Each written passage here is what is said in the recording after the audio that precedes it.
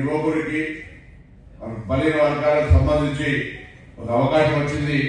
మనందరం కూడా కలిసి అభ్యర్థిని గెలిపించుకోవాల్సిన అవసరం ఉంది. అదేవిధంగా మనకున్న సమస్యలు కూడా ఈరోజు వ్యక్తులు వేరు, సంఘం వేరు.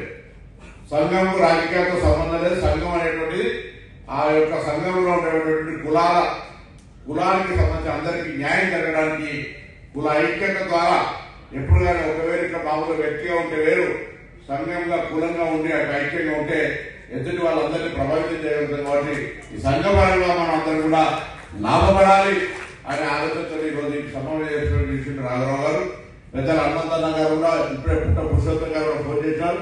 ఇక్కడ డిఫరెన్స్ ఆఫ్ ఒపీనియన్ అందరం కూడా ఇప్పుడు నేను గౌడు శెట్టిపల్లి శ్రీశైల అంతా కలిసి ఉండేటువంటి విధంగా ఉన్నట్టు ఇక్కడ కూడా కాపు గుండూరు కాపు అవసరం అందరం కూడా మనందరం మన హక్కులకు సంబంధించి ఐక్యంగా ఉంటేనే ఎదురువాడు ఎవరైనా రాజకీయ పార్టీ దానికి న్యాయం చేస్తారు. రేపు నేను హైదరాబాద్ ఇన్ఛార్జి మంత్రిగా పెద్దలు వివేక్ గారు, హనుమంతన్న గారు నాయకత్వం తీసుకొని తప్పకుండా సరియైన ప్రాతినిధ్యం స్థానిక రాబోయే మున్సిపల్ కార్పొరేషన్ ఎన్నికల్లో ఇస్తాను.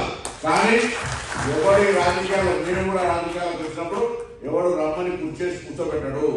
శ్రమ పడాలి. ఏరినంత శ్రమ ఉంటే ఆవినంత అదృష్టం ఉంటే కలిసి రావడానికి అవకాశం ఉంటుంది.